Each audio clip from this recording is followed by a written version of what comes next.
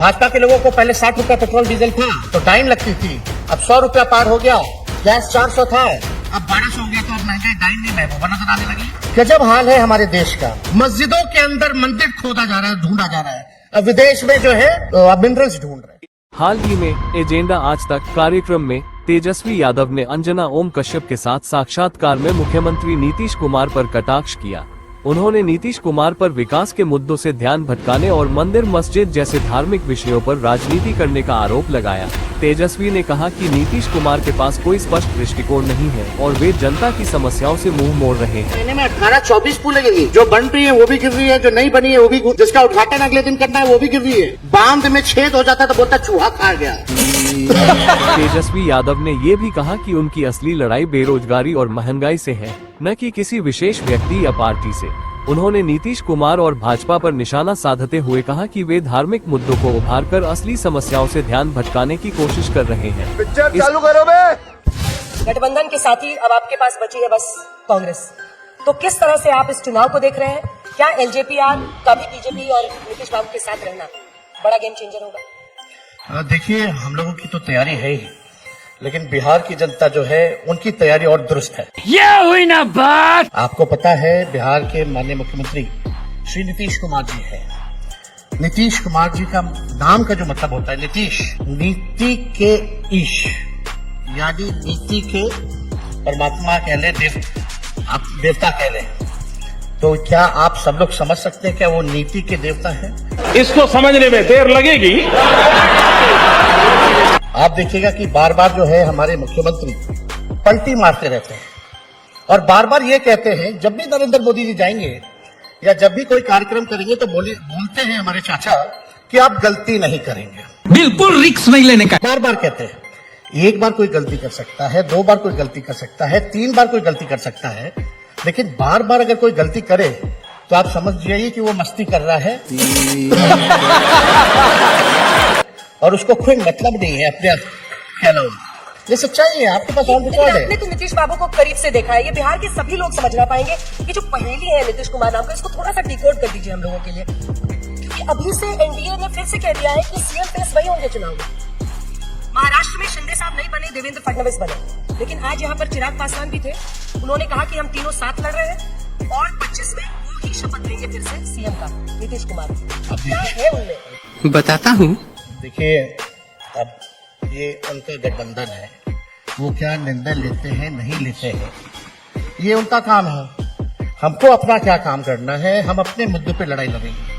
लेकिन काम के बारे में अगर हम बात करें बिहार के, बोला जाता है कि नीतीश कुमार जी ने बड़ा रोड बनवाया, ये किया है, लेकिन मेरा मानना है कि बिहार में इंफ्रास्ट्रक्चर का फ्रैक्चर हो चुका है। कितने पुल गिरे लाइन से? 17-18, एक महीने में 18-24 पुल गिरी, जो बन रही है वो भी गिर रही है, जो नहीं बनी है वो भी गिर रही है, जिसका उद्घाटन अगले दिन करना है वो भी गिर रही है। बांध में छेद हो जाता तो बोलता चूहा खा गया।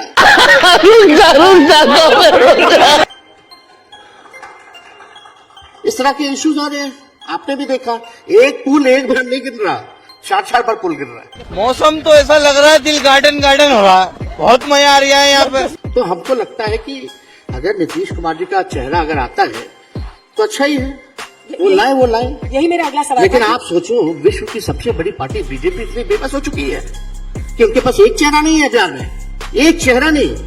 और बीजेपी बिहार में आज तक अपने बलबूते सरकार नहीं बना पाई। That's a failure of BJP. अरे बाप रे, ये तो धोती खोल रहा है।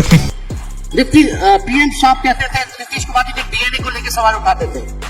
अमित शाह कहते थे आप कभी नहीं लेंगे नीतीश बाबू, दरवाजा इज क्लोज्ड। आज उनको लेना पड़ रहा है। आप क्रोनोलॉजी समझ लीजिए।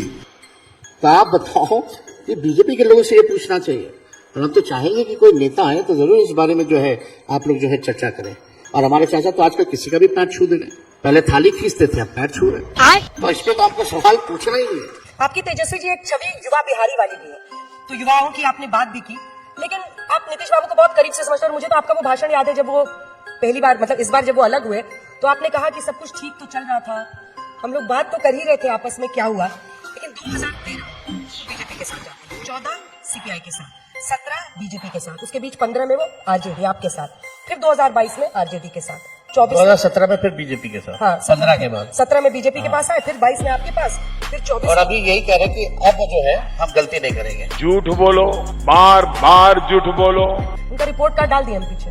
अब मुझे ये बताइए कि अमृत उनको पिलाता कौन है? कभी आप पिलाते हैं, कभी बीजेपी पिलाती है। देखिए एक बात समझिए, सत्ता प्राप्ति हम लोगों का लक्ष्य नहीं, जितना बड़ा हमारा एजेंडा, हम लोग देखिए विचारधारा को मानने वाले हैं, आइडियोलॉजिकल लोग हैं, और हम लोगों का एकमात्र लक्ष्य है कि बीजेपी को सत्ता से हम दूर कैसे रखें किसी भी प्रकार से। और देखिए बीजेपी के साथ रहते रहते संगत का भी असर उन पर पड़ता है, हमारे साथ भी रहते उसका भी संगत का असर पड़ा। उनके साथ थे तो हिंदू मुसलमान की बातें होती थी, बात तो सही है। हमारे साथ आए तो नौकरी देने की बात करने लगी। आप देखिए ना, वही चाचा जो 20 में कहते थे, जब हम कहते थे 10 लाख नौकरी देंगे, तो वही चाचा कहते थे कहां से लाएगा पैसे, अपने बाप के पास से लाएगा, असंभव है।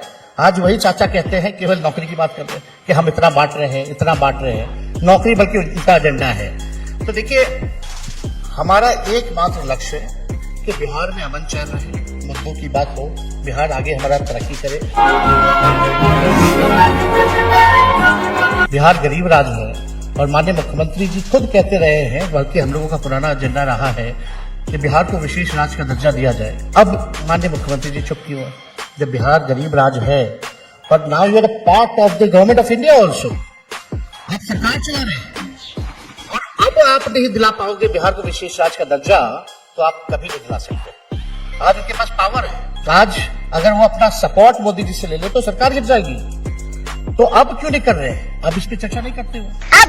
अब क्या चीज पे? आप तो बोलते ही नहीं है अंजलि जी, उनको अधिकारी बोलने ही नहीं देते हैं। पूरी तरीके से हाईजैक हो रखे हमारे चाचा जी। राहुल जी के लिए पहले लालू जी कह रहे थे कि इनको दूल्हा बनाइए, हम लोग सब बाराती चलेंगे। हाँ तो बोला ही था, उस समय चाचा भी साथ बैठे हुए थे, वो भी बाराती में थे, बल्कि उन्हीं के घर से शुरुआत हुई थी। उनका तो पता नहीं कि कब बारात भी बदल जाए और दूल्हा भी बदल जाए। अब चलिए आप बोल रहे तो 100% सही बात है। हमने तो उनका पूरा रोड मैप दिखा दिया है कि कब कब वो इधर से उधर गए और उधर से इधर आए। लेकिन एक जो बड़ा विषय है, कई लोग मान रहे हैं कि अब आप लोग कांग्रेस पार्टी की आर्म ट्विस्टिंग कर रहे हैं, क्योंकि अभी तो सीट शेयरिंग होनी है, और जहां जहां हरियाणा में बीजेपी से डायरेक्ट फाइट हुई, कांग्रेस हार गई, जबकि लोकसभा में आप लोगों ने एक पिच बनाया था जिस पर आप लोग बहुत अग्रेसिवली आगे बढ़ रहे थे। हरियाणा में डायरेक्ट फाइट में वो हारे, उसके बाद प्रियंका चतुर्वेदी शिवसेना सांसद कहती है कि डायरेक्ट फाइट में देखिए ये पीछे हो जाते हैं। 2024 लोकसभा के बाद हुए चुनाव में इंडिया का प्रदर्शन हम दिखा रहे हैं। हरियाणा जहां डायरेक्ट फाइट हुई, कांग्रेस की हार। महाराष्ट्र जहां पर कांग्रेस सबसे ज्यादा 101 सीटों पर लड़ी थी, महाविकास आघाड़ी की हार। Jammu Kashmir national conference lead कर रही थी, इंडिया गठबंधन की जीत हुई। झारखंड जहां जेएमएम लीड कर रही थी, वहां इंडिया गठबंधन की जीत हुई। तो आप एक और लगा दीजिए ना, 2024 का बिहार की जीत लगा दीजिए, वो तो दिखा ही रहा है, ये तो दिख ही रहा है ना। सीट शेयरिंग के लिए आम की सीट शेयरिंग बार्गेनिंग है, क्योंकि कांग्रेस यहाँ भी seat sharing is a very internal matter ना। अब आपके भी चैनल में you people will decide internally who will sit on what issues, या कौन से डिबेट में कौन कहाँ जाएगा, कौन किसका इंटरव्यू लेगा। तो that is our own thing. मेरी हेडेक को आप लोग क्यों लेते हैं? गजब बेइज्जती है। मेरे पास ही रहने दीजिए। अच्छा है, आपका हेडेक आप ही को मुबारक। अगला प्रश्न मैं ये पूछूंगी कि देखिए, अगर हम बिहार के सेटअप को देखें, आप अभी भी नीतीश कुमार जी को चाचा ही कह रहे हैं, और आपसे उनको विशेष प्यार है। आप पर मेरे को सबसे प्यार, रोज तोड़ते हैं। हम प्यार करने वाले लोग हैं, नफरत वाले लोग नहीं। हम जोड़ने का काम करते हैं। दरवाजा खुला हुआ है क्या अभी भी? हम तो छोटे थे तब से चाचा के, तब तो हमको दरवाजा का पता ही नहीं था। कवाली बेइज्जती। और वो विधानसभा के बाद ही पलटते पॉलिटिकली हैं। उनका ट्रैक रिकॉर्ड यही है कि वो विधानसभा के बाद ही। कल को मेरे को कहते थे कि अब इसी को आगे देखना है, अब आगे यही संभालेगा। हम चिराग पासवान जी को बोले मत फंसना, तो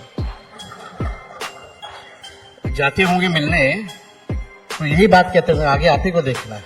तो एक बार तो हम सुनते थे, फिर दोबारा ये आए, जब ये बोलने लगे हमको फिर से, तब उनको बोलते थे आप ही देखिए ना जब तक आप रहिएगा, हमको छोड़ दीजिए।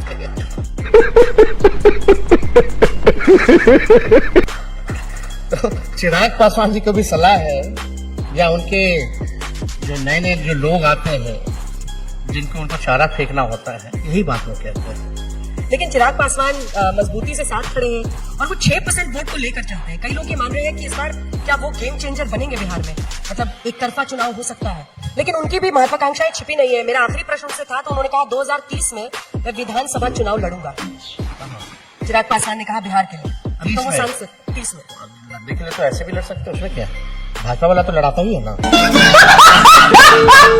केंद्र मंत्री लोग को लड़ाया है एमएलए का मध्य प्रदेश में, हर जगह हरियाणा में तो लड़ाता, लड़ जाना चाहिए, उसमें क्या है। लेकिन आप असली सवाल उनसे पूछती ही नहीं है कि शादी कब कीजिएगा।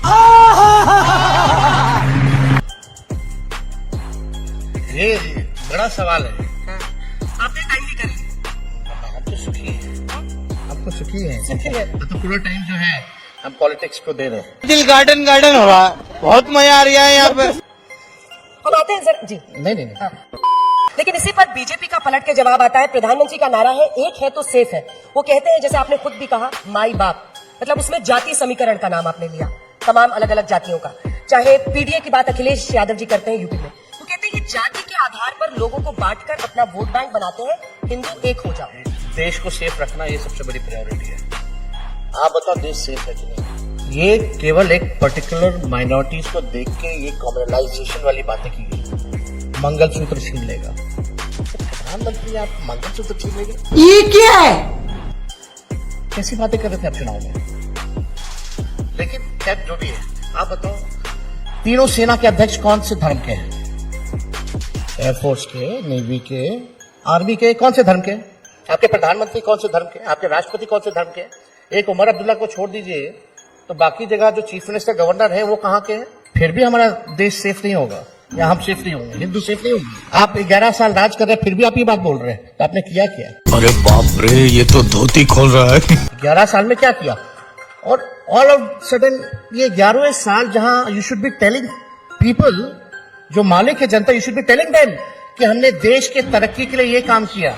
आज रुपया कमजोर हो रहा है कि नहीं हो रहा? डॉलर के मुकाबले कमजोर हो रहा है कि नहीं हो रहा है? हमारी इकोनॉमी पे बात होनी चाहिए। मोदी जी ने कितने लोगों को नौकरी दिया ये बताओ, ये नहीं सुनना कि कितने लोगों को राशन दिया। ये A to Y Z कोई भी पद पे बैठेगा, कोई भी कर सकता है। सही बात है। लेकिन आपने नौकरी कितनी बनाई, नौकरी कितना दिया, महंगाई क्यों नहीं कम की? भाजपा के लोगों को पहले 60 रुपया पेट्रोल डीजल था तो टाइम लगती थी, अब 100 रुपया पार हो गया। गैस 400 था, अब 1200 हो गया, तो अब महंगाई टाइम नहीं महबूबा नजर आने लगी। आप इस पे बात कीजिए ना, मुद्दों पे बात कीजिए। आपने क्या किया इस देश के लिए? आप जहां जा रहे हैं डिवाइड एंड रूल, वही भाषा, वही सेम एजेंडा, हिंदू मुस्लिम। गजब हाल है हमारे देश का। मस्जिदों के अंदर मंदिर खोदा जा रहा है, ढूंढा जा रहा है। अब विदेश में जो है मिनरल्स ढूंढ रहे, मिनरल्स ढूंढ रहे। कहां हम लोग लटके पड़े हैं भाई? बिहार में बाहर असल मुकाबला किससे है? मतलब असल मुकाबला किससे है? नीतीश कुमार से है कि बीजेपी से है कि बीजेपी के गिरिराज सिंह की हिंदुत्व वाली यात्रा से है? किससे मुकाबला है आपका? बताता हूँ, पहले ये देखो। देखिए, हमारा मुकाबला असल में बेरोजगारी से बा, महंगाई से बा, गरीबी से बा।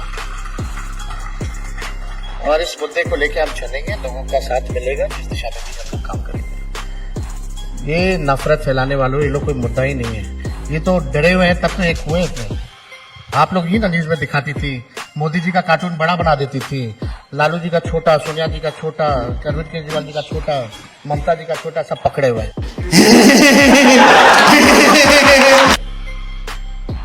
चलता था ना ये कि मोदी ही मोदी है। मोदी जी की तो खुद की कितने एनडीए में कितने पार्टनर्स हैं? 30 है, लेकिन वो तो नहीं चलता था। 30 पार्टनर उनके पास भी है। लेकिन बिहार में आप अगर हकीकत में अगर देखें तो ये लोग तो सब एक हो रखे हैं हराने के लिए। तो इसका ये संदेश है कि हम मजबूत हैं, तभी तो वो एक हो रखे हैं। सबसे ज्यादा, सेकंड लास्ट सवाल, सबसे ज्यादा आप किस पर हमलावर होंगे?